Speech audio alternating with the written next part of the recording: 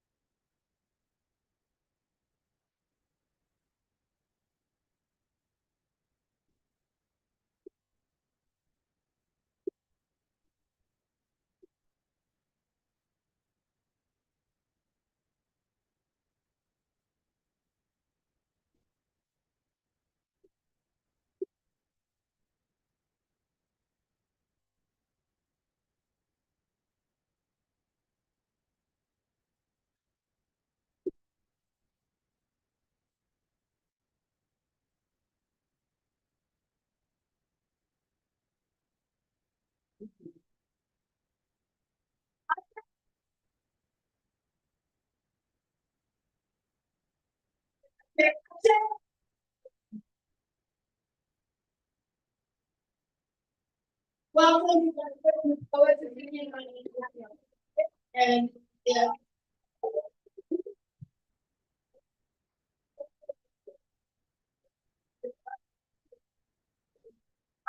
Your sister as far as all.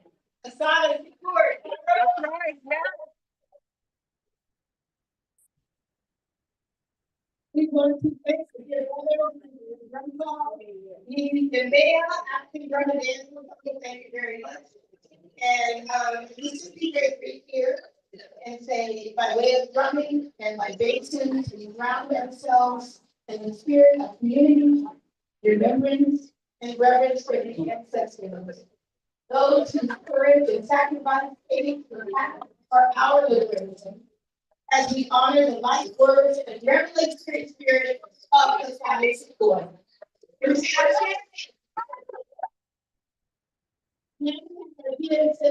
Please notice the artists. I only let it over bigger. Sorry?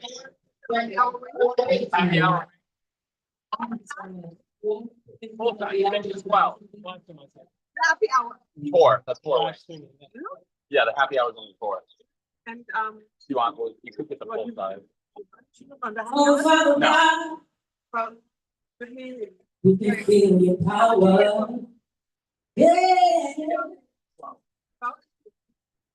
Ancestors, I think it's $22. we can feel your power. Yeah. They can't, it's just random. Yeah. Oh, Father God, ancestors, spirit guides, guardian angels, all forces of love and light, we give thanks to you. We thank you for life and breath. We thank you for this moment of friendship and friendship and gathering as we celebrate the life and our beloved. That's our soul.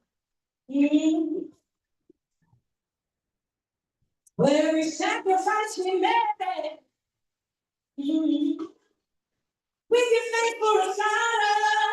Yeah. I want y'all to sing this, we give thanks for a sign. For every price that she paid, we give thanks for a sign. We give thanks for a sign. Yeah. It feels so good. For every lesson that she gave, what we said, we give thanks for a sign. Yeah. And we forever say her name. Yeah. What we say, we give thanks for a sign. Yeah. For self-determination, what we say.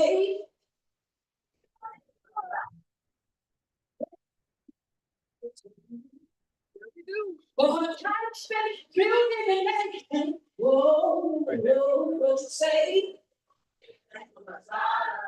The guy standing at the phone. One next to him is that Marc. For her love for the people, what we say.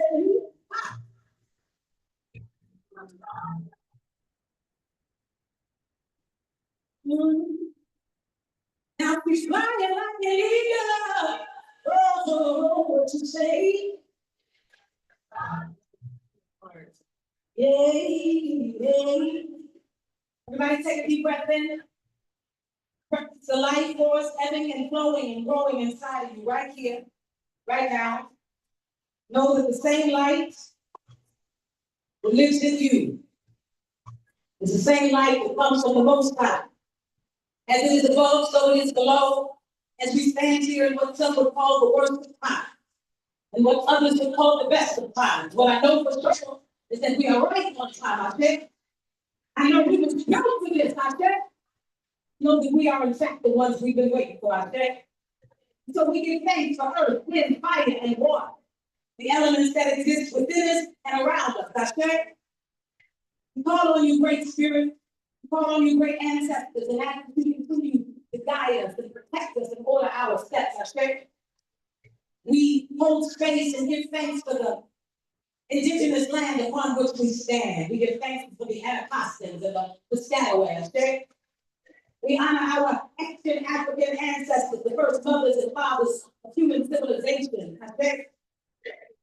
We give space and hold space for the great civilizations of Kemet, Kush, Nubia, Ethiopia, Sudan, okay? Ghana, Mali, and Songhai, okay? We honor the Igbo, the Yoruba, the Hausa, okay? The Akan, the Wolof, the Fulani, the Dahomey, and the Dogon, okay? The Mande and the Compare and the Bantu people, okay? We honor the African cosmologies that made their way into the Americas in many forms, including Candomblé and Santa Maria, okay? We honor you creators of math, science, medicine, astronomy, language, art, music, and philosophy, okay? We honor you creators of the spiritual systems, literature, architecture, agriculture, okay? We honor the high priests, the great kings and queens, the warriors, the magic makers, the shapeshifters, okay? The storytellers, okay? The artists, the scholars, the builders, the conceivers, the liberators. In this world where we are used to the reactors, we honor the impactors, okay? And we acknowledge that we too are the impactors, okay? We honor the healers, the medicine men and women, okay? And we honor the medicine inside of us, okay? Everybody say, I am the medicine. We are the medicine. And so we call on just for a few of the names right here and now. And as we call on these names, we are very specific because we're not just calling on any ancestor. We call on the light workers, the freedom fighters, the liberators, the healers, the builders, the conceivers. I say, we call on the spirit of Imhotep. I say, call on Queen Time. Okay, I'm Imhotep the third. I cannot. Ramses the second. William Zinga. Menelik the second. Shaka Zulu. Tupac Overture. Jean-Jacques Dessalines. Queen Ya Asantewaa. Nani and Ocho of the Maroons. Gandara and Zubi of the Quilombo. Henrietta Lacks. Sitting Bull. Sarah Winnemucca. Harriet Tubman. John Brown. Frederick Douglass. Sojourner Truth. Marcus Garvey. Haile Selassie. Kwame Nkrumah. Patrice Lumumba. Winnie Mandela. Nelson Mandela. Stephen Biko. Kwame Ture. My father, Mama Dick Franklin. Nancy Helen Burroughs. Huey P. Newton. Dr. Martin Luther King Jr. Fatima Bernal. Hassan Kanafani. Maurice Polo. Alice Bayangana. Andre Blumen. Celia Sanchez. Melba Hernandez. Michael Eugene Archer, D'Angelo. Tupac Shakur. Matul Shakur. Akash Malik El Shamaz, Malcolm X. Medgar Evers. Freddie Eugene. Ella Kuti. Bob Marley. Steve Nina Simone.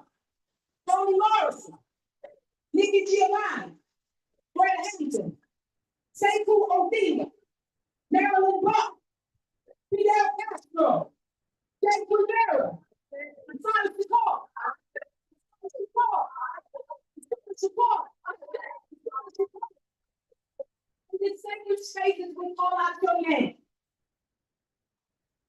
With the power of the Most High and these anointed ancestors, may their power come through us right here and right now.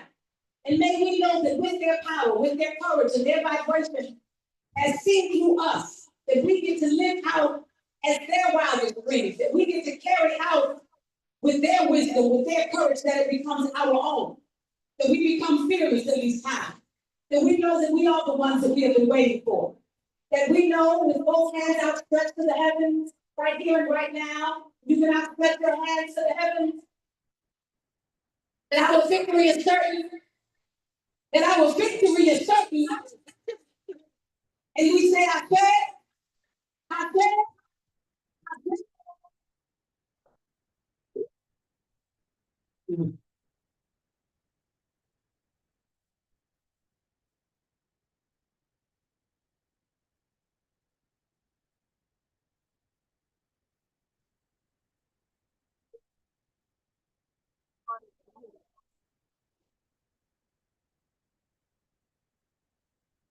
can't say one more time. I said that. Into this room.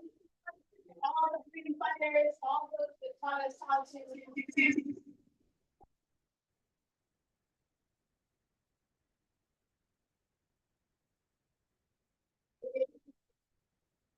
So now, my great honor and pleasure to bring. Table right now for a robust discussion. Oh, I'm sorry. When y'all, we're gonna play the video of the Italian chord first, and then we will go. My name is Italian Chord, and I was born and raised in the United States. I am a descendant of Africans who were kidnapped and brought to the Americas as slaves. I spent my early childhood in a racist segregated South. I later moved to the northern part of the country, where I realized that Black people were equally victimized by racism and depression. I grew up and became a political activist, participating in student struggles, the anti-war movement, and most of all, in the movement for the liberation of African Americans in the United States. I later joined the Black Panther Party, an organization that was targeted by the COINTELPRO program, a program that was set up by the Federal Bureau of Investigation to eliminate all political opposition to the U.S. government's policies, to destroy the Black liberation movement in the United States, to discredit activism, and to eliminate potential leaders. Under the COINTELPRO program, many political activists were harassed, imprisoned, murdered, or otherwise neutralized.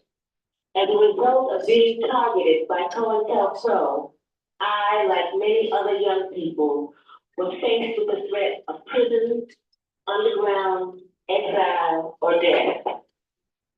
The FBI, with the help of local police agencies, systematically fed false accusations in fake news articles to the press, accusing me and other activists of crimes we did not commit.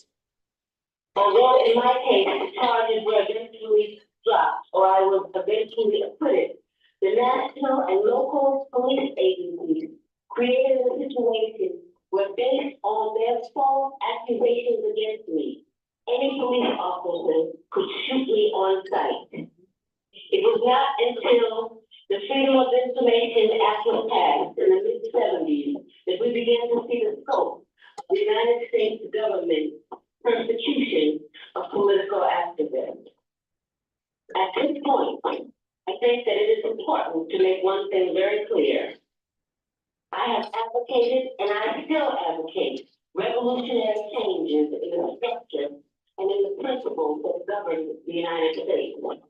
I advocate self-determination for my people and for all oppressed people inside the United States. I advocate an end to capitalist exploitation, the abolition of racist policies, the eradication of sexism, and the elimination of political repression. If that is a crime, then I am totally guilty.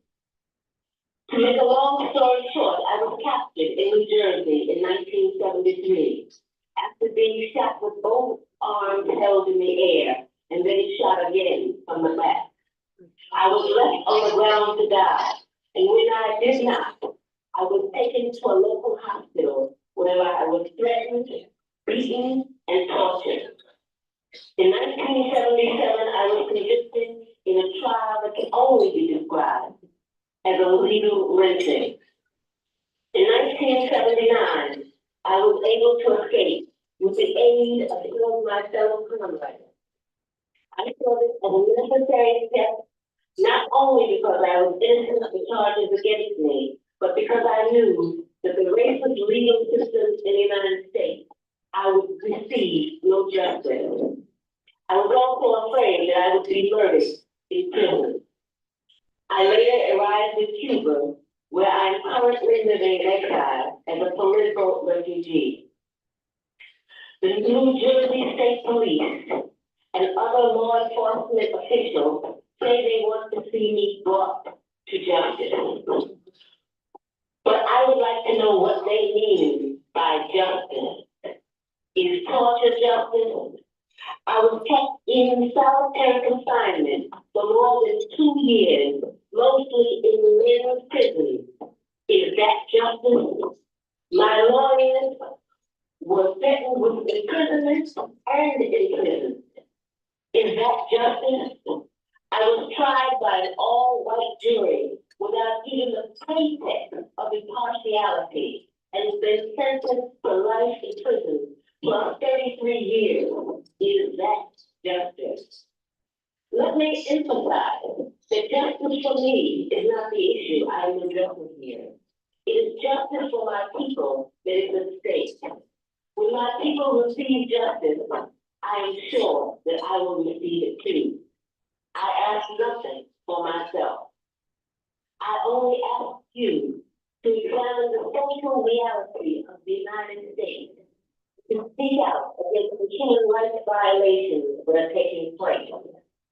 On this day, the birthday of Martin Luther King, I am reminded of all those who gave their lives for freedom. Most of the people who live on this planet are still not free. I ask only that you continue to work and pray to end oppression and political repression. It is my heartfelt belief that all the people on this earth deserve justice, social justice, political justice, and economic justice. I believe this is the only way we will ever achieve peace and prosperity on this earth. I hope that you enjoy your visit to Cuba. This is not a country that is rich in material wealth, but it is a country that is rich in human wealth, spiritual wealth, and moral wealth. Respectfully yours, Asada Shakur, Havana, Cuba.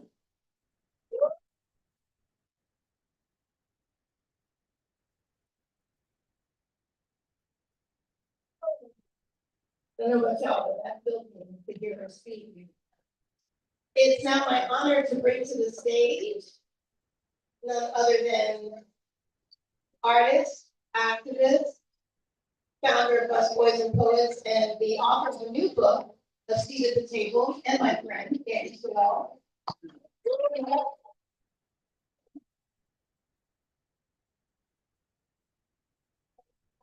We want to introduce Dr. Marc, Lamont, American academic, journalist, author, activist, professor, and so much more.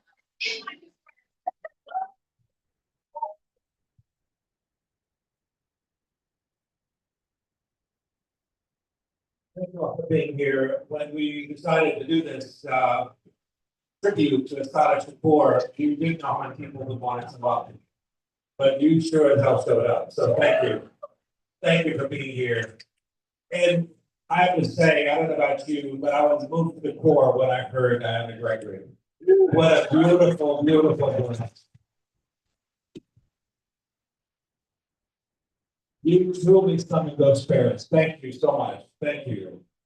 I received a phone call from Marc when I posted online that Asada Shakur had passed to the ancestors, and he said, "Is this for real?" And I said, "Yes, I received a message from a very reliable source." So I immediately talked to him about the idea of trying to do a tribute to Asada Shakur.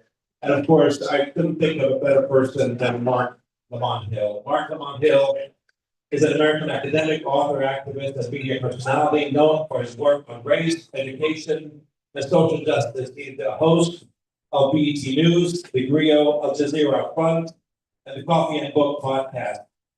And he was named one of the most influential Black leaders by Ebony Magazine a couple of years ago. I'd like to welcome you, Marc. Thank you for being here. Peace, everybody. I want to ask you first of all, before we start to speak about Intelligent Forum. I know back in 2018, you were fired by CNN for speaking up on Palestine. Yeah. Palestine. And you continue to speak up on Palestine. Tell us why Palestine is important to us then, and why is it important to us today?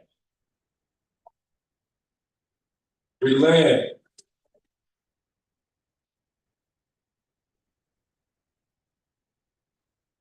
The legacy of God's reform. What's really feeling in here? It feels so powerful, so beautiful for all of us to be gathered together in this way. It's extraordinary. When I think of, for me, let me just say something about Asada first. Asada for me is, for me, there are two people who shape my consciousness and my understanding of the world. It's Malcolm X and Asada. And there are two books that changed my life, probably saved my life. Malcolm X and Asada. And the reason, one of the things that I learned from those books was the importance of freedom, not as an individual project, not as a solo project, but as a collective project. We're only free when we are collective. That's what we begin. When you read this wonderful book inside of, you notice, first thing that struck me is that all the I's are lowercase. And if you're a writer or a publisher, you know, that's hard to do. Like, Yeah. Lowercase every time. But she was reinforcing a principle about individuality being outside the logic and grammar of our liberation project. It ain't about me, it's about us. And that's about collective struggle, but it's also about internationalism. We talk about political solidarity a lot, and I think solidarity is important, but solidarity can just be an act of generosity. It can be just an act of affirmation. It can just be, yo, I see you over there, I'm rocking with you. It can just be that. But transnationalism, or internationalism, rather, is more important. Right? Having a transnational analysis, but a belief in an internationalist politics is important. Because if you have an internationalist vision, you understand that our suffering isn't connected to everybody just happens to be kept all over the world. It's that there's a system of oppression that binds us all. And the nation state is a relatively new thing. The borders and the passports and the identities that we have are modern constructs. White supremacy doesn't care about what nationality you are. You know, capitalism doesn't care about what passports you have. These networks are struggle. The settler colonial project of Israel is not disconnected from the settler colonial project of the United States. It's not disconnected from the settler colonial project of France or the UK. And so, in order, what's going on? Something's like, okay, all right, I can live with that. First, you said I'm just gonna spit. I was like, I turned my back to the right. Is that a rat? That door needs to be I kind think of it's a rat. All right. Oh. They've never been to New York. That's why it says snitch. So I think it's rat.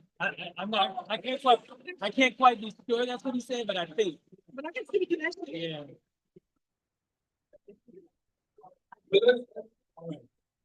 Let's refocus. Please keep that back door closed. Don't let it open, please. Yes. Yeah. But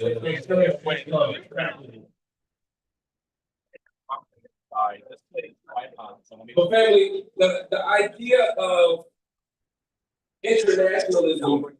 This is what Malcolm was talking about in Message to the Grassroots when he was talking about the Van Dunk Conference. This is what Dr. King was talking about in his later years. This is what the Panthers were talking about the entire time. This is what Asada was speaking of in the book and through her practice from the moment she left that prison to the moment She escaped to Cuba the moment that she returned to their ancestors.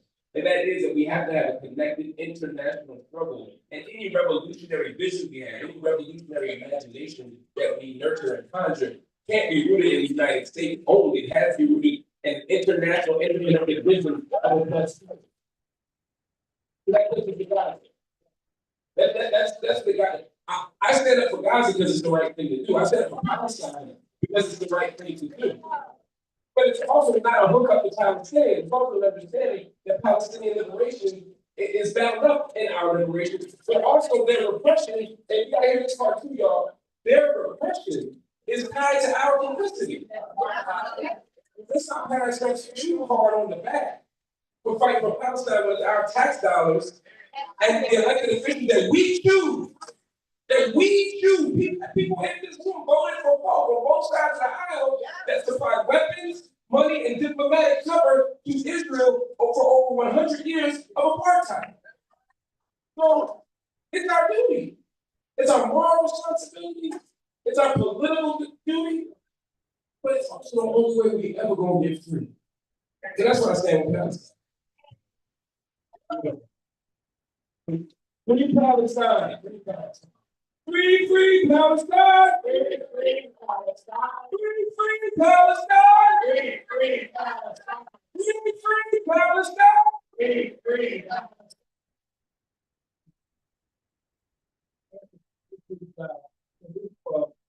Story, Masada before, it's an autobiography. It's an incredible story, of course, but I want to echo what you just said on page 267. He said, it was clear to me that without a truly international component, nationalism was reactionary.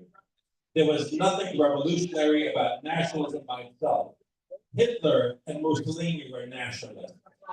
Any community seriously concerned with its own freedom has to be concerned about other people's freedom as well.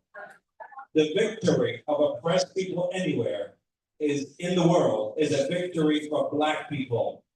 Each time one of imperialism's tentacles is cut off, we are closer to liberation. The struggle of South Africa is the most important battle of the century for Black people.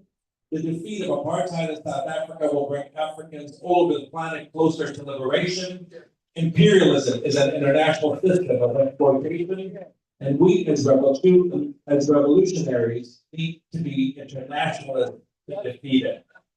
And of course, the struggle of South Africa then, the struggle for Palestine today, and apartheid that the Palestinians are facing in Israel. So thank you so much for taking us there. Why is the story of Assata Shakur even more important today, given what's happening around us? We see people being abducted in the streets, and we see also people turning away. We of course see a lot of people are stepping up and stepping forward and pushing back, but not in the numbers that we would like to see in order for this creep of fascism continues to overcome what's happening today. What can we learn from Assata, and why do you think people are feeling so sometimes defeated in this moment? Yeah, great question. I think first, to learn from the story of Assata, we have to be honest about who Assata Shakur was. We have a tendency, one or two more.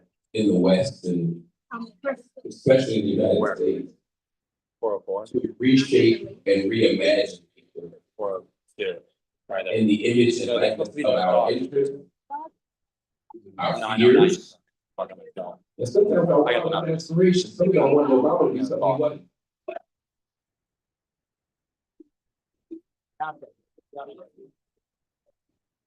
And as people move into the mainstream, sometimes to make them palatable, we strip from them their revolutionary DNA.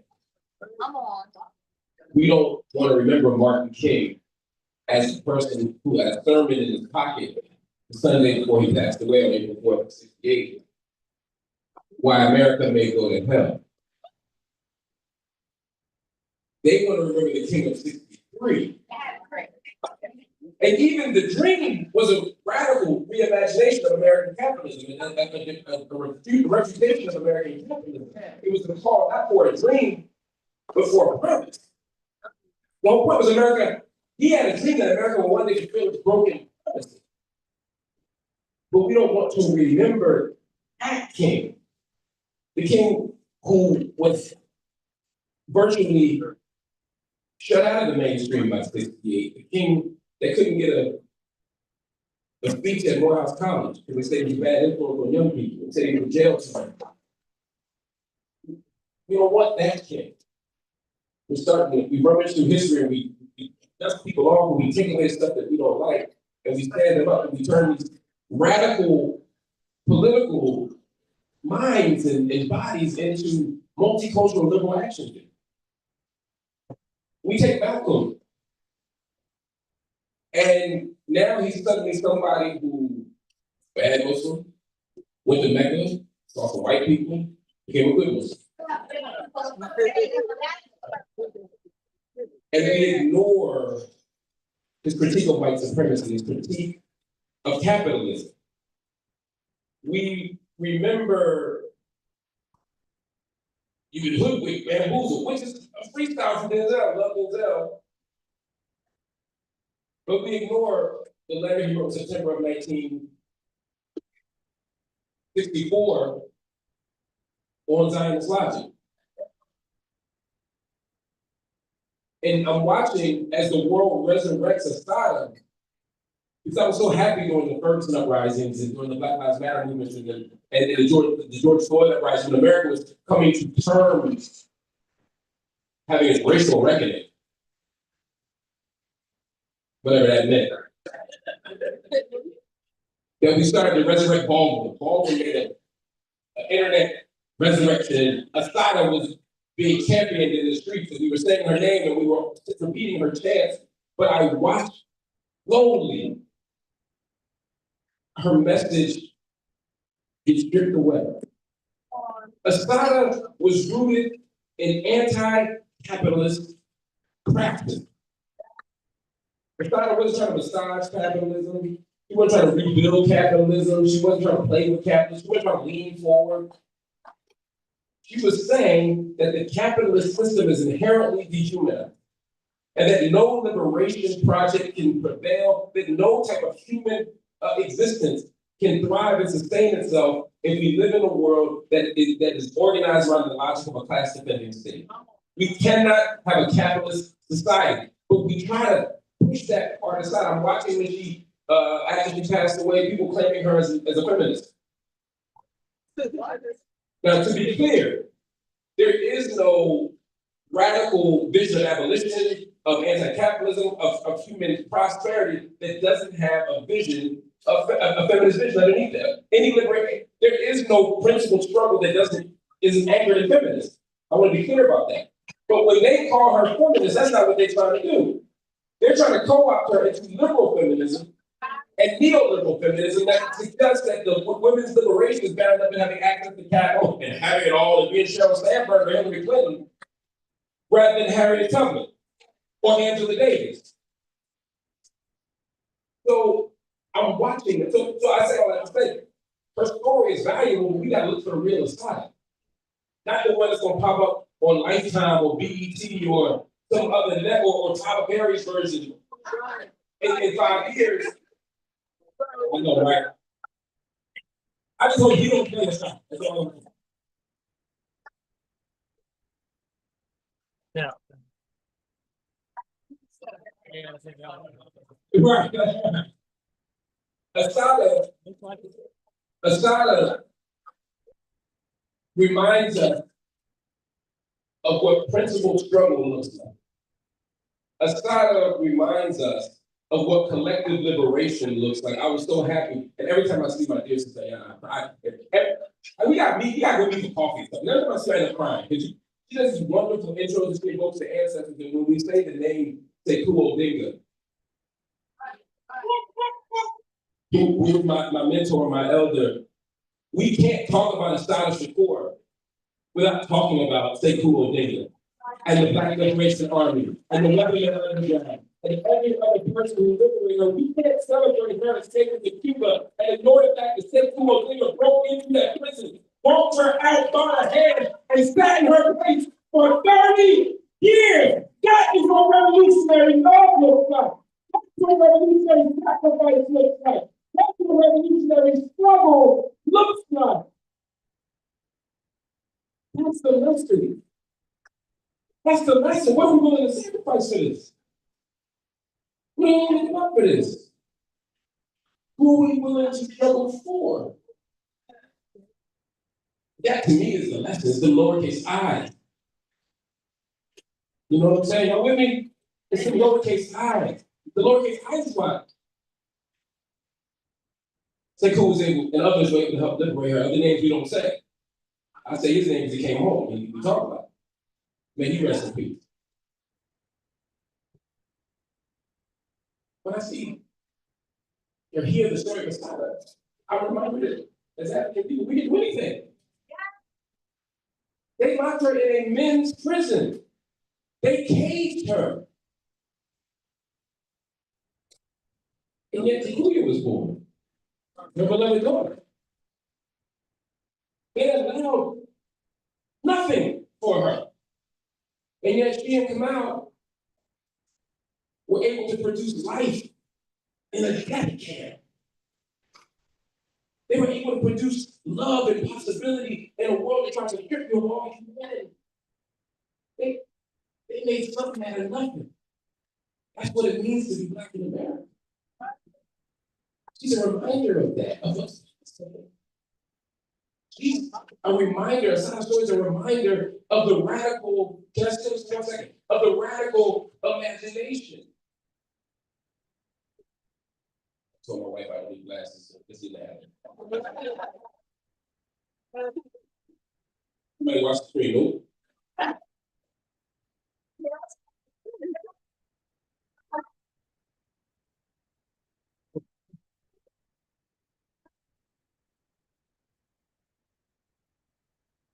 Grandmother came all the way from North Carolina. She came to tell me about her dream. My grandmother had been dreaming all of her life, and the dreams have come true. My grandmother dreams of people passing and babies being born and people being free, but it is never specific. Redbirds sitting on fences, rainbows at sunset, conversations with people long gone. My grandmother's dreams have always come when they were needed, and they have always meant what we needed them to mean. She dreamed my mother would be a school teacher. My aunt would go to law school. And during the hard times, she dreamed the good times were coming. She told us what we needed to be told and made us believe. She made us believe it like nobody else could have. She did her part. The next was up to us. We had to make it real. Dreams and reality are opposites. Action synthesizes them. So those, her grandmother told her at the prison that she'd be free.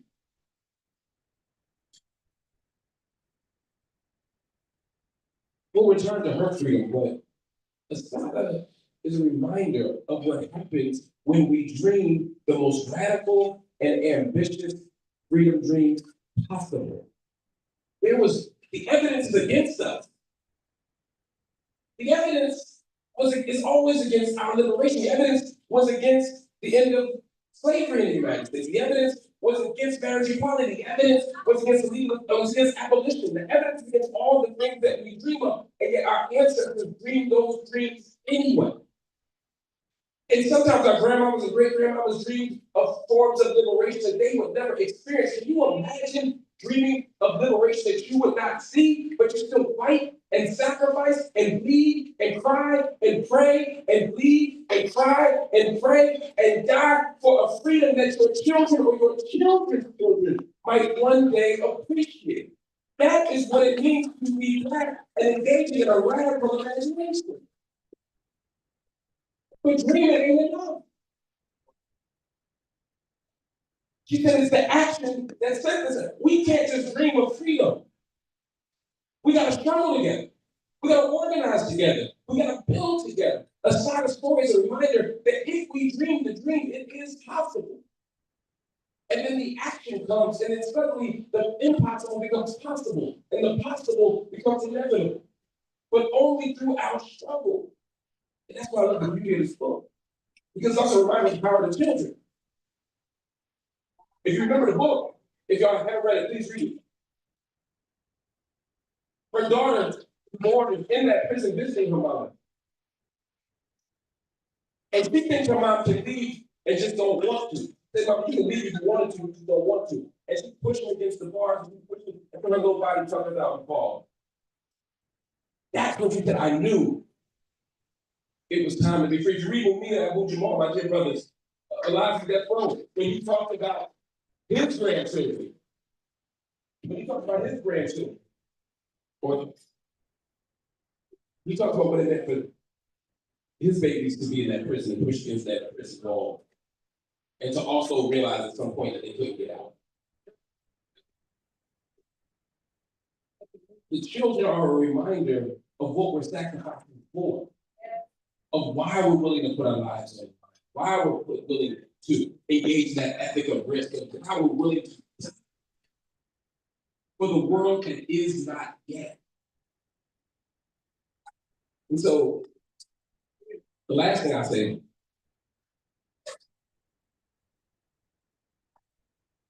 the thing that moves me about this book is after she did all that talking and she knew she had to be free in the rumination and the thinking and the talking with her mother and her grand, she did all of that. And she knew she had to get free. And then there's that beautiful poem tradition. And then the next word is the postscript. It just says freedom.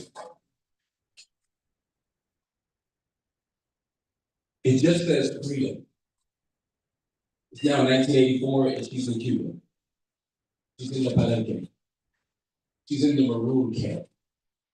She doesn't say how she got there. She didn't say why she got there. But she's free. And from 1984, even before, from the escape to 1984, until she returned to the ancestors, our enemies, the captors, the slave masters, the modern plantation owners, the pigs, the imperialists, the conquistadors, none of them could capture her. She lived free and she died free. And that is a lesson to all of us about what is possible. The dream is freedom. Long live Cuba. Long live Cuba.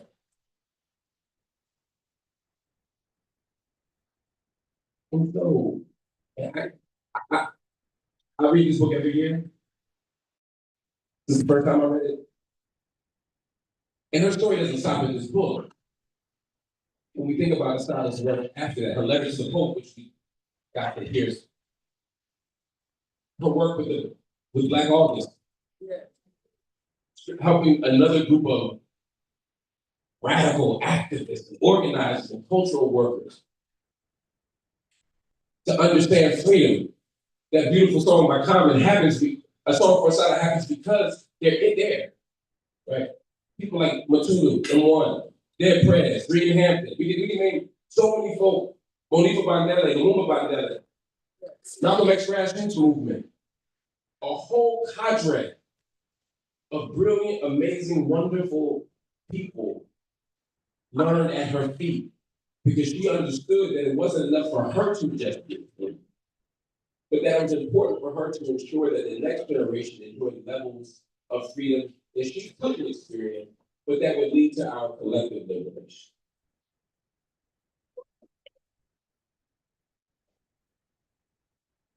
That Cuba represented hope. Yes. That for her, that was the moment where she was able to be her full self. She experienced the racism that was experienced in the United States was very different than what was happening in Cuba. Cuba was on its way to correct the injustice that has happened for decades, centuries The United States still, till today, has failed to do so.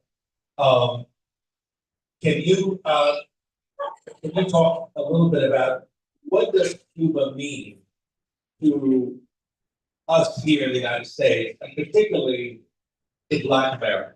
Yeah, that's a great question. And I want to add some caveats, but I think for so long, Cuba and other places, we can look at Algeria at particular moments, we can look at different states at different moments throughout the diaspora and realize that Cuba represented the possibility of liberation. It represented the possibility of a protracted and sustained struggle against imperialism. When Fulgencio Batista is overthrown by Fidel, Che and others, it was a moment of extraordinary. It was part of a bigger moment of hope, right?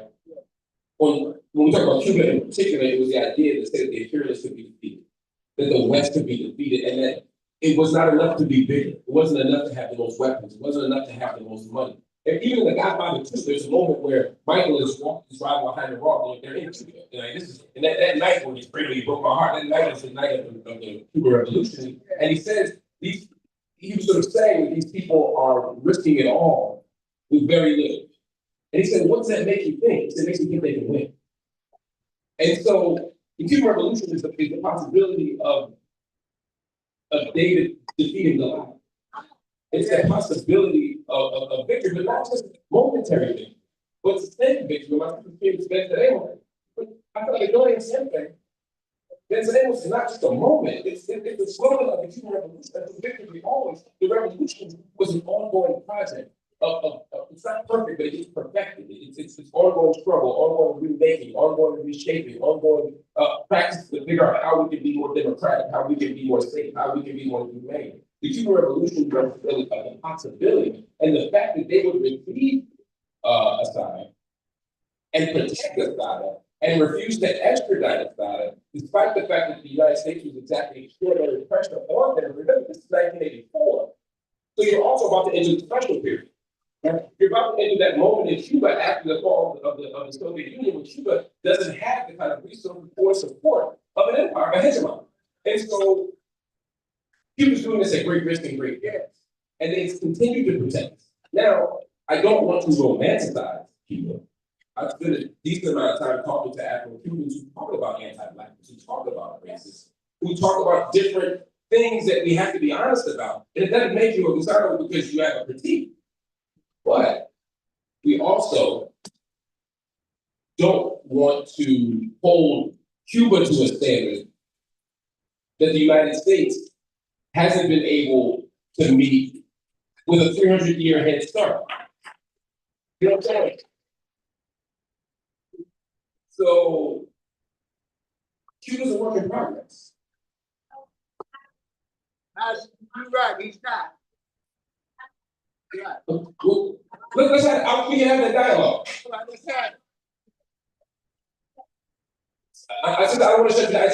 The audience can't hear you. I can hear you. I value what you're saying, but the audience can't hear you until it's we're going to have a community involvement where I want you to speak first, and let's talk. I want to hear you when they do. Sincerely. For me, it's less about what Cuba is, and that probably the question is what Cuba symbolizes. And so for me, Cuba symbolizes possibility. But it's not just Cuba. If we look in the 1950s, there were numerous revolutions happening. And oppressed people were pushing back. The colonized were fighting the colonizer. And it wasn't, as Adolf Itachi, the great political theorist, talked about, it wasn't nation building. The goal of these people wasn't to build a new nation or to give the gun to the rabbit. It was world making. Not nation building, but world making. The idea that we could craft a new vision of the global arrangement that didn't hinge upon imperial power and domination and oppressed people and violated minorities, etc. Now, obviously, that didn't work out so great. The world is still messed up in lots of ways. I don't want to romanticize the global landscape or the work of even those of us in the global South, those of us allied with them. yourself. But those are symbols of what's possible. And the style stood as a symbol of what's possible. And she looked to what was possible. And I think that was why places that Nigeria was important even to the family. Yeah. We do, regular trip, yes, yes. We do regular trip to give us with the place where we go and visit, the education system, the healthcare system, all of the things that I think we like to think that we are better at in this country. Yeah. But we realize that we really are far behind in so many ways. The fact that they have universal health care, the fact that if you're a tourist and you get sick, you get taken care of. And the bill is very, very small. We were in Cuba, my wife got ill, and she was taken to the hospital, and they wanted to keep her overnight. And they gave her a full physical, blood test, everything else, and mind you, this is recent, when Cuba is under a huge blockade that's keeping them from even getting Band-Aids. But she was given the best health care. They sent her back to the hotel. They had a nurse at the hotel, connected to the hospital, so they can check on her every hour to make sure she's okay.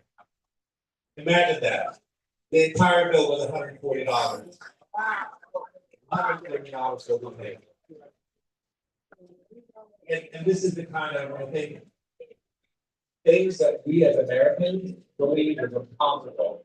But we've been so good that it is impossible to have this kind of opportunity. It is impossible to have universal health care. It is impossible to have universal education. It is impossible to have child care for free. It is impossible to have buses for free so people can go around without having to spend half their salary just to get by from one section of town to the other. And all these things are impossible. We're told all that good. But damn it, you start a war and the money shows up. Billions upon billions upon billions of dollars goes up.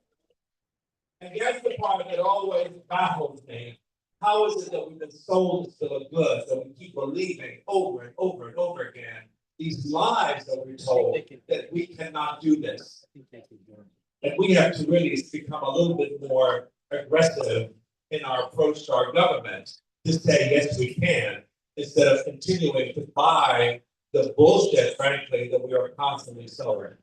Even the poorest countries in the world have universal health care because they understand that health care is a human right. It is not an industry. It is not a business. It should be a human right. Just like education should be a human right. Just like all the other things that we should be just to exist. Clean water should be a human right. These are the things that I think sometimes just blows your mind. You're living in the richest country in the world. And you know, the part that also makes me crazy is that dental care is considered like a luxury. Like for whatever reason, you can have health care, but dental care is a whole different story. You know, and what they'll do, if you get a crown for your tooth, it's like $6,000. And the insurance, the best insurance, they pay even half of that. Now we have to come up with $3,000 in order to goddamn one goddamn tooth and you have 32 teeth. That's a lot of money. You know, so I think it's 32 teeth, but I'm not sure. But anyway, I think we buy into these things and think that they're normal, but they're not. This is not normal. And we really have to stand up. We have just given Israel $21 billion. $21 billion. That on top of what we normally give them every single year, which is about $4 billion. And for what? To create havoc, destroy, maim. And you know something else? And I'm sorry to keep going on this, but the United States is supposed to be receiving some children who have been amputated by bombs and all of that. They've had their legs removed, they've had their arms removed, they've had their eyes removed, and they're supposed to send them somewhere to be able to be healed. The United States was accepting them. They stopped accepting them when Marco Rubio came on. He says, no more of these kids didn't come in. And you know why? Because it gives really bad optics at the airports when people meet them and see what our dollars, our tax dollars have done to these people. So he says no more. So they don't accept any more children who have been maimed and destroyed and wreaked havoc upon by our tax dollars, but they refuse to accept them in this country. Shameless, shameless. So, anyway, I want to have maybe, do you have time for a couple, how are we doing on time? We good, we good. How are we doing on time? Maybe we can have a couple people, ask them questions? If that's all right? We have one question over here.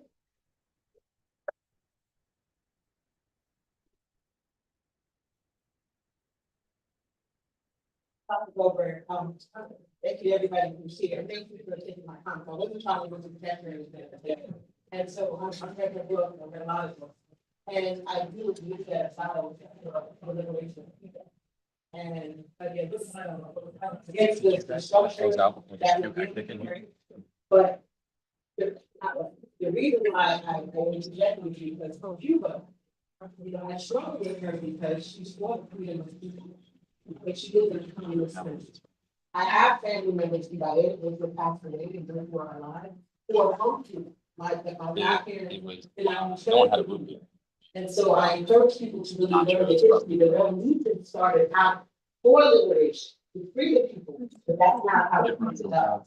And so I think people have learned, so that's why I struggle with Asada, because it's like, yeah, you preach this, or she didn't preach this, people around you. In Cuba, the food is rationed. People cannot grow gardens. In the summertime, they either have to go get education or they have to work in the fields.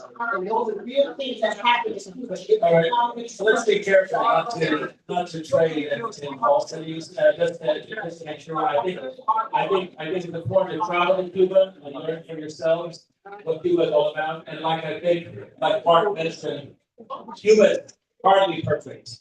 It is far from perfect. And there's a lot of work that needs to be done to improve the situation there for the people. They'll tell you that.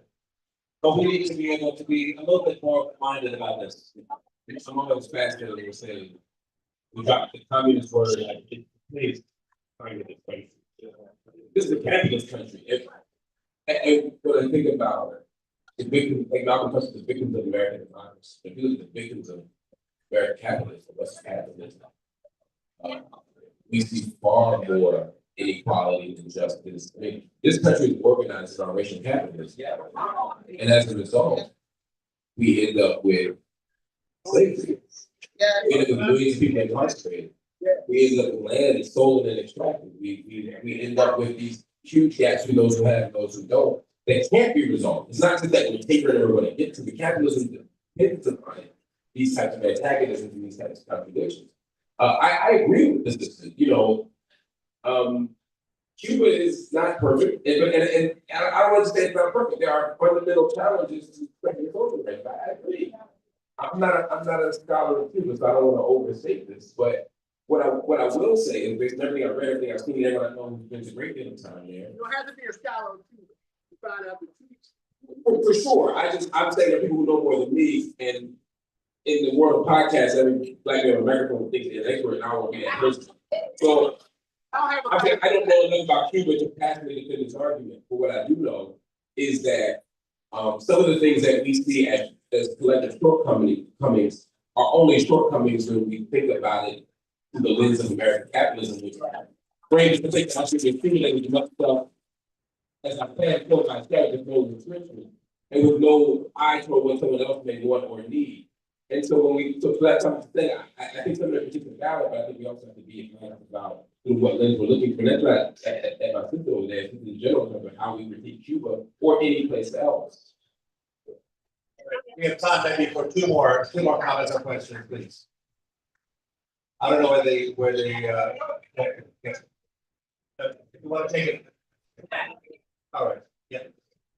Hi, my main question is just like currently understanding what advice y'all have towards protecting and respecting Black women, like Sister Asada, in any current time where, oh, sorry about that. I know how to.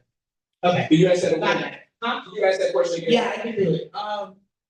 Just in general, how do you respect and protect Black women when things like critical race theory is under attack, intersectionality is under attack, it's just like making sure that we are centering, not only our experiences as Black women and I mean women with effects, like of all like leading identities, but also just pushing towards that message. I would love to hear y'all's perspective. Well, it's a great question. I want to start from a place of silence analysis. Because I think intersectionality is important, but I think it's also important not to equate all forms of identity as operating on the same tier. In other words, as someone who's critical of capitalism, as someone who is in a Marxist position, is arguing at some level that yes, patriarchy exists and we need to deal with it. Yes, transphobia exists, we need to deal with it. Homophobia exists, we need to deal with it, etc. But classism isn't another issue that exists along that spectrum, but rather it's the class antagonism that creates the conditions for all these other contradictions to happen. And that's what is so easy. You can have different stance on that, but at the very least, if we're talking about in a stylist tradition, we gotta be clear about what a stylist is saying. That's part of why I say the people who are trying to co-opt into particular strands of feminist theory, and it's not like anti-feminist by any stretch, but I think it's important to understand her theoretical apparatus that she's operating from, both in this book and also in her subsequent writing and speeches over the last 2 decades. So to protect, from a stylist tradition, I believe, to protect Black women, and when I say Black women, I mean Black women, Black girls, Black femmes, I mean cis, I mean trans, I'm talking full gamut. To do that, we have to be willing first to understand the material conditions that we're creating. And those material conditions exist in the context of capitalist mode of production. So I think we have to resolve that contradiction. That's it. But let me be a little less abstract and more on the ground for a second. When you read this book, Asada talks about sexual. You know, and there's this moment where she talks about the violence that happened to her. And I don't want to get too graphic because I don't want to trigger anybody and I don't know who's in the room. But what I'll say is when she talks about this, one of the lines that stuck with me from the very first time I read the book was, they assaulted me, I'm paraphrasing, they assaulted me. I know why I hated them, they assaulted me. So what I could never understand is why they hated me so much. That's a fundamental thing we got to work with.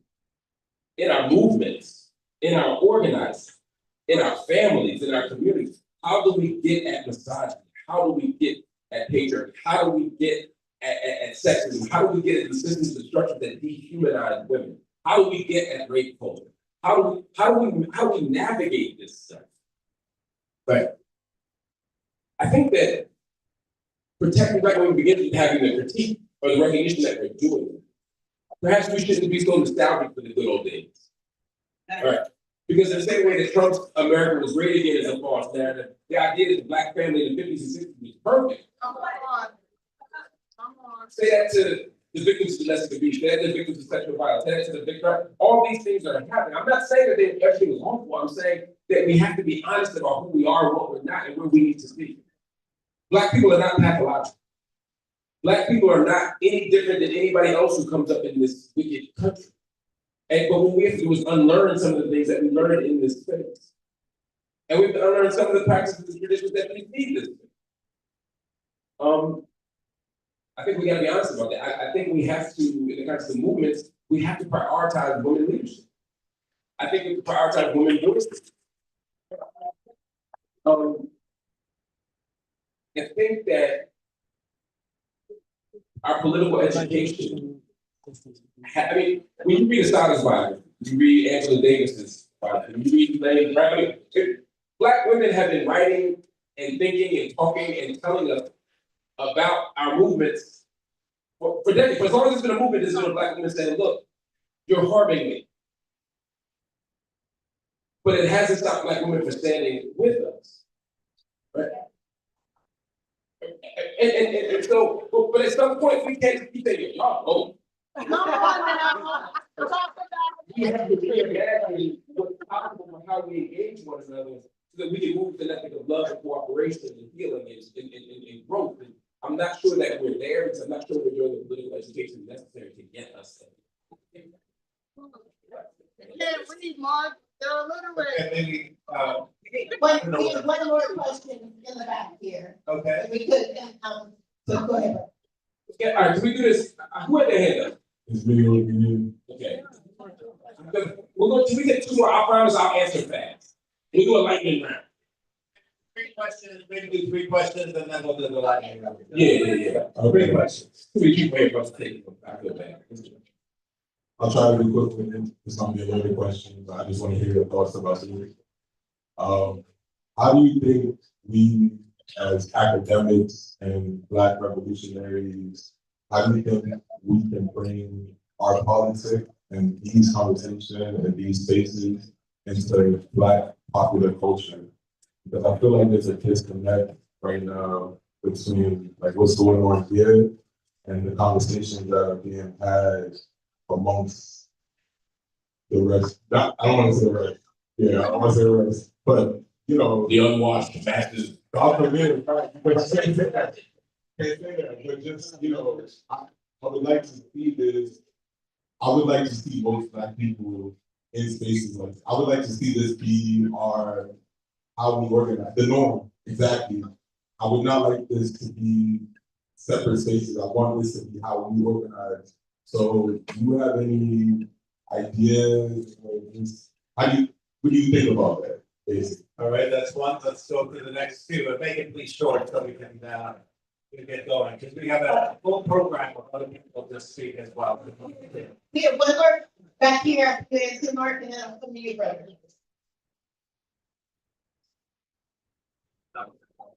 First of all, thank you so much for taking the time out of your day to come and speak with us, to introduce to us how core. I want to establish that. My questions also pop culture related questions, because a lot of my research focuses on how pop culture and recognize the Black liberation movements. So my question is, in what ways do you think are the most effective in combating the pop culture landscape in the US, which includes the US military entertainment complex, Hollywood, and things of that nature as well? I think the sister here wants to ask a question. So I'm going to give her the microphone if you don't mind. Really quick. My name is Emma Ward, and I'm one of the many people who represent the seniors here in Washington, D.C.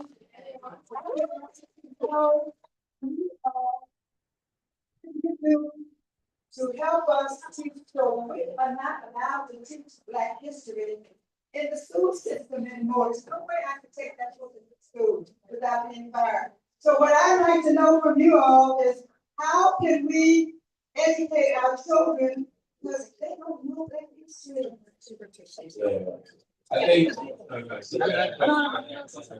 they are all overlap and they'll tell me. I'm got a weird face. And we've been saying it in our movements for decades, but it never stops being true. No, it is foolish to expect your president to educate you.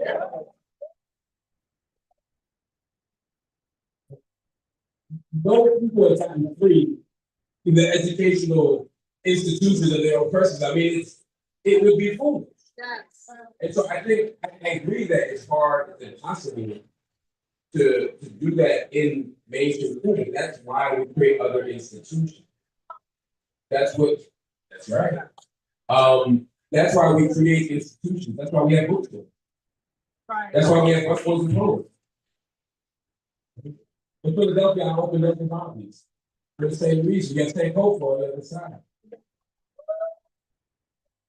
You have scholars like Dr. Greg Carr. He's going to take the University of Black over at HU right now. And what's he going to do? He said we got to jailbreak the university. So he's still in the space teaching Black folk and loving Black folk, but he's also out in the world, online, in other spaces, educating. We have to teach our children what school doesn't. That has to be our commitment. And again, it has to be a collective commitment. It's not enough for me to teach my son or my daughters what they need to know. I got to do that for all of us. Come on. And we have to have some conversations about what those lessons are. And what liberation looks like, and how we can have an educational project that gets us to liberation. And pop culture, unfortunately, or fortunately, becomes the primary mechanism, the primary sort of lens through which many of us view the world. That's when we come to learn what's true, what's not. And when I say pop culture, let's talk about TV. I'm talking about, think about the dolls you used to play with. Think about the games y'all used to play. You know, I'm in my 40s, y'all played Cowboys and Indians? Who was the good guy? Who was the bad guy? How does that reinforce and normalize colonialism when the Cowboys are the good ones and the Indians are the bad ones? Right? Think about when we would play That's My Car in the street. Y'all ever talk about That's My Car? Y'all ever play that? But it fuels capitalist desire. Right? When we look at the video games, or we watch football, all the militarism involved in football, and normalizing militaristic language from the army being sponsoring it to the sport itself. You know, I'm in the trenches, I'm doing a blitz, and I'm throwing long bombs, and all of it is militarism. And some of our modern religions are beginning to co-opt prosperity gospels in such a way that we normalize capitalist logic rather than faith. And so in all these spaces this is happening, it's no surprise we're becoming who we are. So the answer, I think, is for us who think we know better to intervene in those spaces. It's for us to also engage what we call critical media literacy. Watch TV with your kids. Watch or read a book with your kids. And see what they're doing right there. See what's happening right there. It's not enough that I just want to turn it off. It's just you have to walk them through to understand how power is operating in these spaces and to give them an alternative vision of the world. If that means academics, y'all got to be willing to not be at Harvard.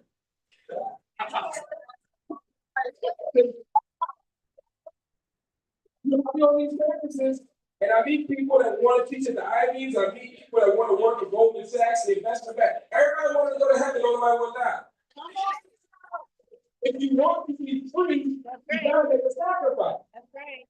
And it means you can't eat and you need space. If you look at bitches, I'm in it, I'm not. You can't. That ain't how it works. At some point, you got to make a commitment to operating with the beef. And if you don't, there's a good chance you're not on the right side of this issue.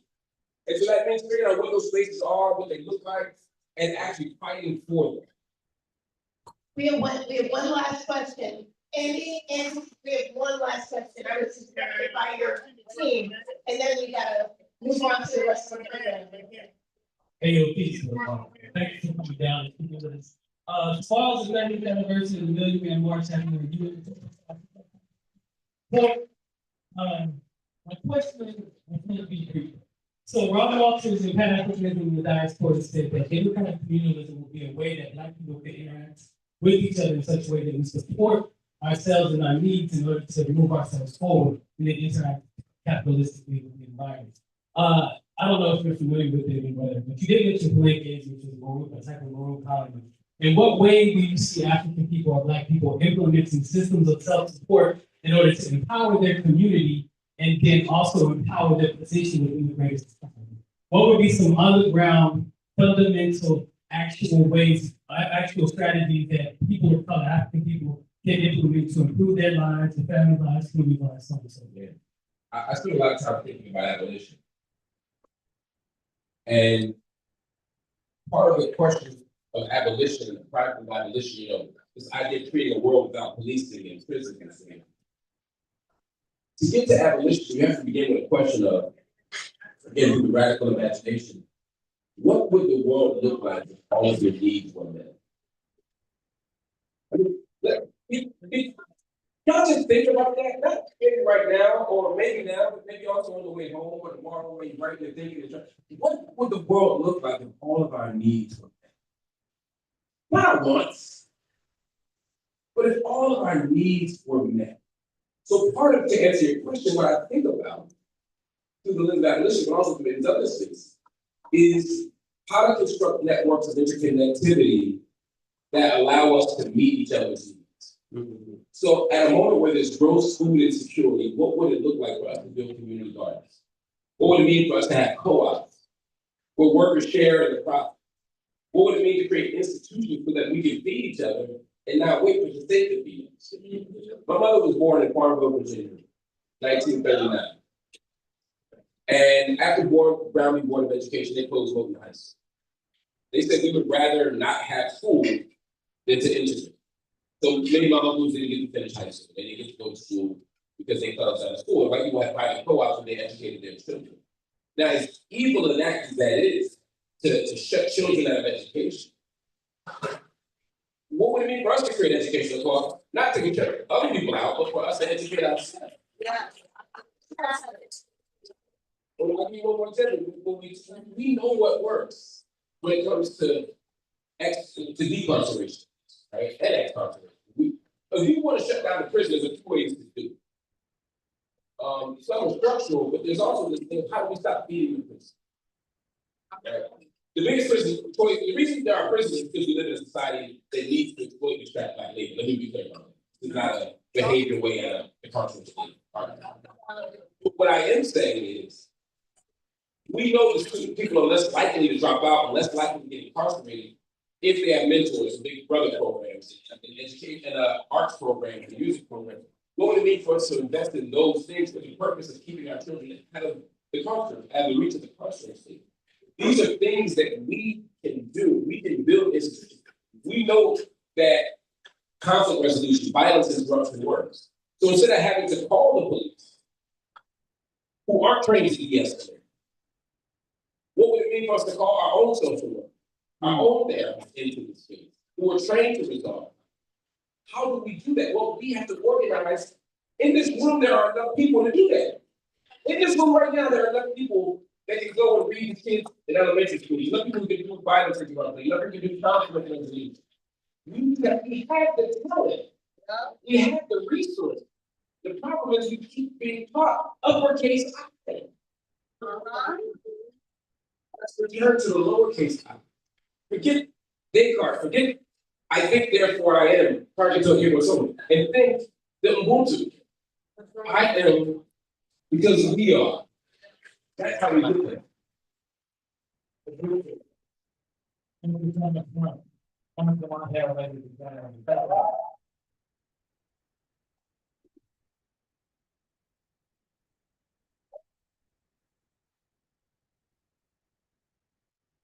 The full program is still going on, so please stick around for a few more minutes. I'm going to turn it over to the. Thank you. Powerful evening, are you ready for more? Ready for more? We're gonna move very quickly now. We're gonna have a sonic break, if you will, and invite our sister Ayana Gregory back to the stage. And I'm just gonna take a moment because I'm gonna take time up with speaking. I'm gonna run through the rest of the program so you know what is next. And I'm messaging every speaker when they come up to again say their name as well. But following Ayana, we will have community reflections by Akishi Taifa, wonderful civil rights attorney and activist. She will be speaking on Beyond the Myth, Remembering Assata and Struggle and Spirit. Our dear sister, Nene Taylor, Executive Director of Harriet Tubman Street, that's right. Known as DC's modern day Harriet Tubman, no doubt. Then followed by poet Kenneth Carroll, poet and author of So What? For the white dude who said this ain't poetry. Next, we'll have Jackie Luthman reading the back statement in honor and memory of Assata Shakur. And Jackie is, of course, the chair of the Black Alliance for Peace. Forgive me. And finally, we'll have our dear brother, Kai Patterson, to talk about Assata, who he was very close to. Then we'll have Busboys and Poets own Charity Blackwell, who's the director of poetry events at Busboys. He will be reading The Tradition by Assata Shakur, and closing remarks by Andy Jamal, and we'll take you out with Commons, a song for Assata. So, Ayana Gregory, are you ready? Very good.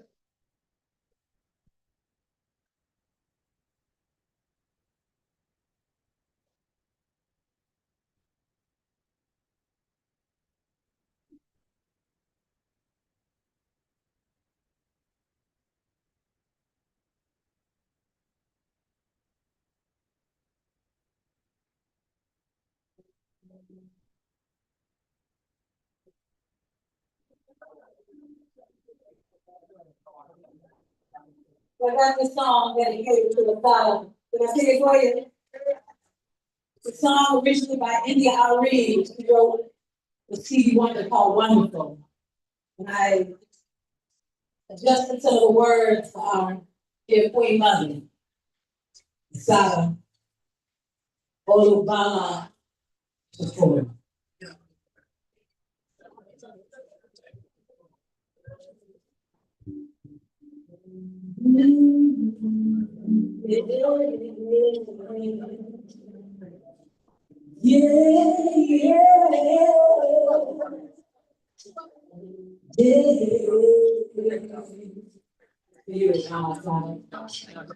You are the sunshine of our life.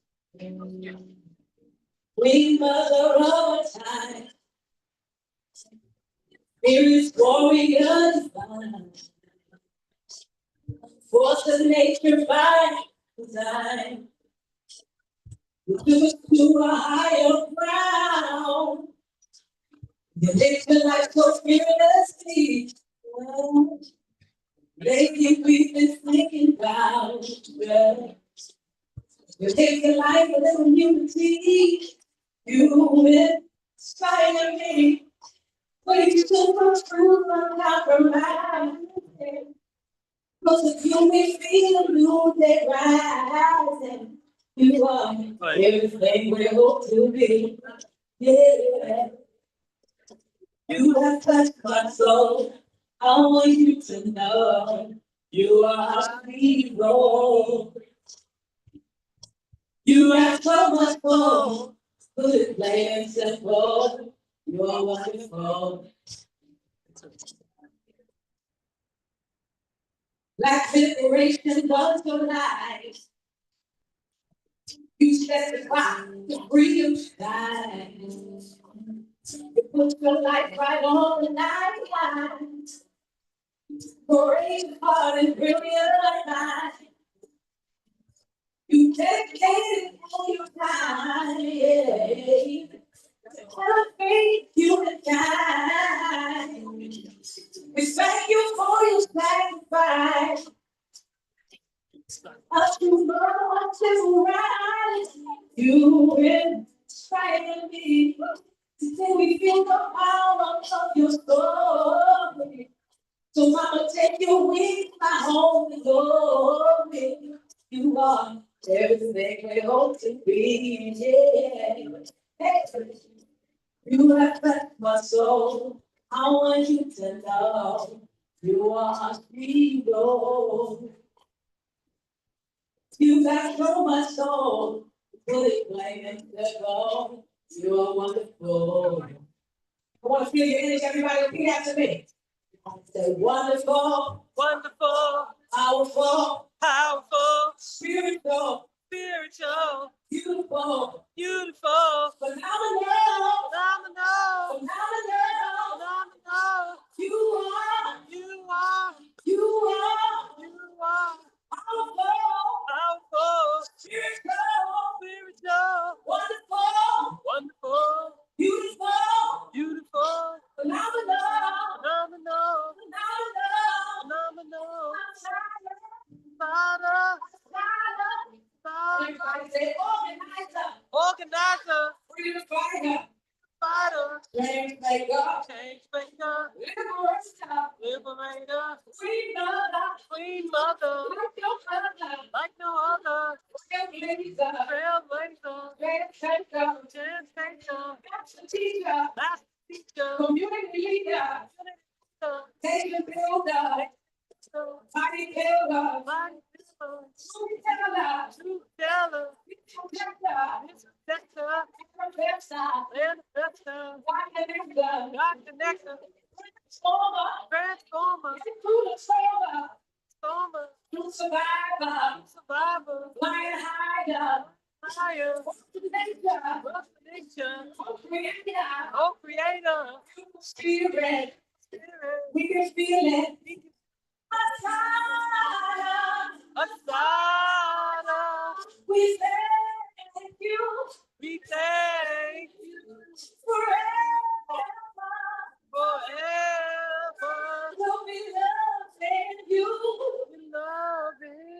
Everybody say, Asada, we love you. We love you forever. We love you. Love you, give me mother. Okay. Two.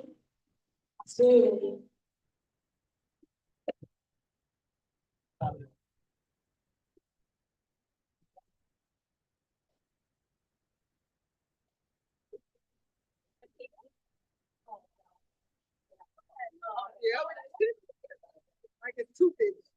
All right, salutations, everyone. My name is Attorney Nikki. How you doing? And only my memoir, I'm a black lawyer, like Jason Westwood Justice, the bold, successful liberation of Assange Shakur on a modern day Underground Railroad stood as one of the most daring revolutionary acts imaginable. But tonight, as we pay tribute to Assange, I want us to look beyond the myth, beyond the image, the slogan, even the voices, and remember the movement that made her the original BLM, a Black Liberation Movement, or what is actually the new African Independence Movement. Assange Shakur often stated, Malcolm X had his dream, and his dream was land, nationhood, and his dream has become my dream. Yes, we celebrate Assange's miraculous liberation from prison, but we must never forget that it was the movement that freed her. It's underground that most people only hear about when someone is arrested and charged or indicted for acts of resistance. Yes, we cannot and must not celebrate her without celebrating the resistance movement that she was a part of that protected her and selflessly risked everything to free her. I had the honor of helping provide legal representation to some who were indicted, of helping to liberate her, not the who were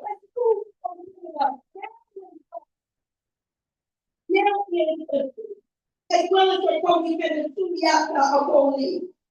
I lift up their names as well as other ancestors such as Nehanda Abiyadur, Ahmed Obafemi, Bilal Laristumi Ali, Dr. Allen Bergman, and many more still living whose names and sacrifices cannot be spoken. On November 5th, 1979, 3 days after her liberation, I was at the Human Rights Day rally in New York, where I recited my poem on COINTELPRO, the secret FBI program designed to expose, disrupt, misdirect, discredit, and otherwise neutralize the activities of Black nationalist leaders and their spokesmen and their supporters. Asada was one of its prime targets, watched, infiltrated, and ultimately framed. Ironically, racial profiling both hurt and helped Asada. In the first instance, it was racial profiling that caused the car that she, Sunyata, and Zane were riding in on the New Jersey Turnpike to be stopped ostensibly for a broken taillight. That ultimately were captured.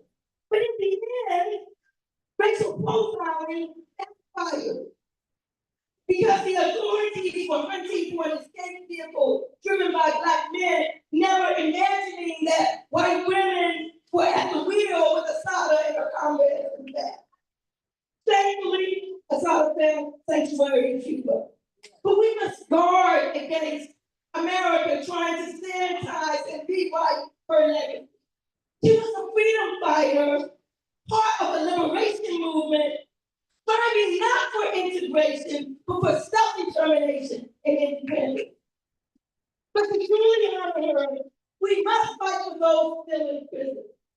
Keep alive her call for amnesty for all political prisoners, prisoners of war, and exile, and continues to struggle for those who struggle for us. So in closing, Yes, to truly honor Asada Shakur. It's to study and honor the Black Power movement that birthed her. To remember the courageous comrades who achieved your liberation, and to never ever forget those who spent nearly their entire lives in prison, sacrificing themselves for a better world. Let us remember Asada beyond the myth, beyond the allure, behind the fascination. Remember her through her struggle in her spirit. Because, as she reminds us, it is our duty to fight for our freedom. It is our duty to win. Thank you.